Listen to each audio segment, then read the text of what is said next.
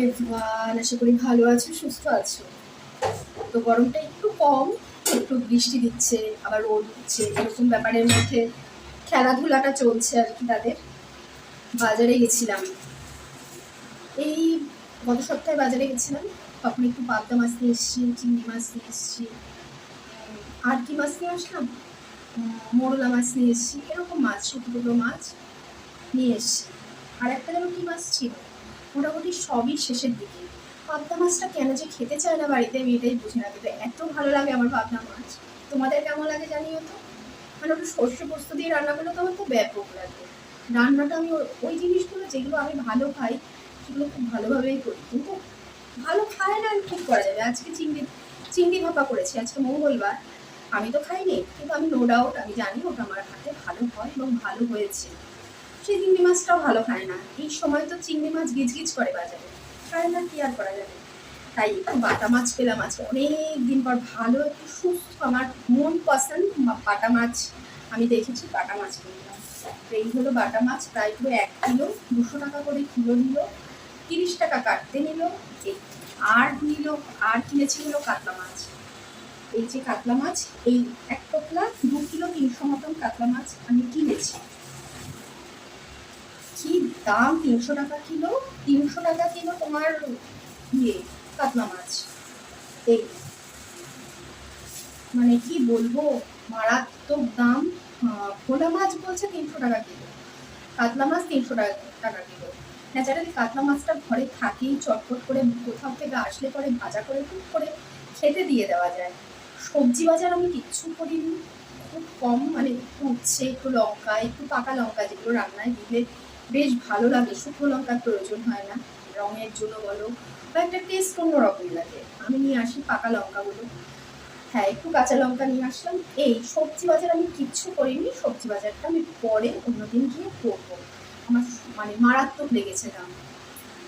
তো এই পটল নিয়েছে 1 কিলো 30 টাকা, বেশ কাগজি পটল, লম্বা লম্বা সুন্দর, সবজি হালকা সাদাটে সাদাটে হবে, নরম হবে ভেতরটা, মানে টিপলেই বোঝা যায়, এরকম আমি নিয়ে এসেছি।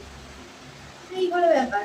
তো আম নিয়ে এসেছি, তো অনেক কষ্টে এক জায়গায় 45 টাকা কিলো, এতক্ষণ ধরে 70 80 সব জায়গায় এরকম দাম বলছে, মানে মারাত্মক। আমি তো বললাম কিছুদিন আগে আমি আম নিয়ে এসেছি, 6 কিলো আম মোটামুটি 40 টাকা করে কিলো নিয়ে এসেছি। এবার এটা 45 টাকা করে নিয়ে এসেছি, গাছ পাকা আম।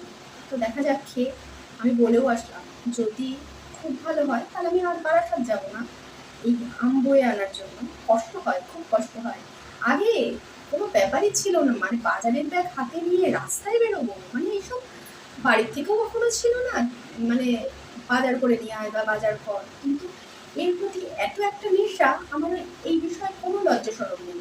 আমি বেশ সুন্দর বাজার করে ট্রেনে করে এখন নিয়ে আসি, তো আমার এই বিষয়ে কোনো লজ্জা সরম এখন লাগে না, মানে কোনো মনেই হয় না। আর আগে যদি এরকম বলতো, তাই ভাবছি সেদিনকে ঘরে বলাবলি করছি যে যদি এরকম বলতো যা তো এটা দিয়ে আয় তো ওখানে, বা মামা বাড়িতে বা এখানে সেখানে রান্না করে দিচ্ছি দিয়ে আয় তো, একটা যদি থলি ধরিয়ে দিত, এই থলি নিয়ে আমি রাস্তায় বেরোবো, অসম্ভব। ব্যাপারটা এরকম, কিন্তু এটা এখন এমন একটা নেশা হয়ে গেছে, বাজার করাটা ভীষণ একটা, আমি মনে করি ভালো নেশা, খুব ভালো নেশা। যতটুকু বলে নিজের মন মতন গিয়ে বাজার করে, আমাদের বাড়ির সামনেও সবজি টবজি সব কিছু আছে, মাছ টাছ এগুলো সব কিছু আছে, আসে কেটে দেয়, সব কিছু করে, কিন্তু আমি তবুও কিনি। আমি বাজারে গিয়ে সুন্দর বাজারে দেখে তারপরে আমি কিনি, ভালো লাগে। তোমরা কে কে আমার মতন এরকম পছন্দ করো? ছেলেরা তো অবশ্যই পছন্দ করো, মেয়েরাও কারা কারা পছন্দ করো, ছেলেরাও কারা কারা পছন্দ করো। অনেক ছেলে আছে বাড়িতে পছন্দ করে না একদম বাজারে যেতে, তাদের ওপর আস্থাই রাখা যায় না, একদম আস্থা রাখা যায় না, কি আনবে, মানে কেন বোঝে না, এটাই বুঝি না। তো এরকম আমাদের বাড়িতেও আছে এরকম। তো বাজারটা নিজের করতে ভালো লাগে, পছন্দ হয়। তো অত বলে এটা না ওটা না সেটা, এই সবজির সাথে ওই সবজি, ওই সবজির সাথে সে, মানে ওই মাছের সাথে ওই সবজি রাখবে, ব্যাপারটা এরকম আর বোঝানোর দরকার পড়ে না। ওরকম বোঝাতে গেলে তার থেকে বয়ে মাছ নিয়ে চলে আসা অনেক মঙ্গলের, আমি মনে করি মাছ বলো সবজি বলো এগুলো অনেক মঙ্গলের। তো এই হলো ব্যাপার। তো টাটা, এই মাছ বাজারগুলো এখন ফ্রিজে ঢোকাবো। তো ঠিক আছে, গুড নাইট।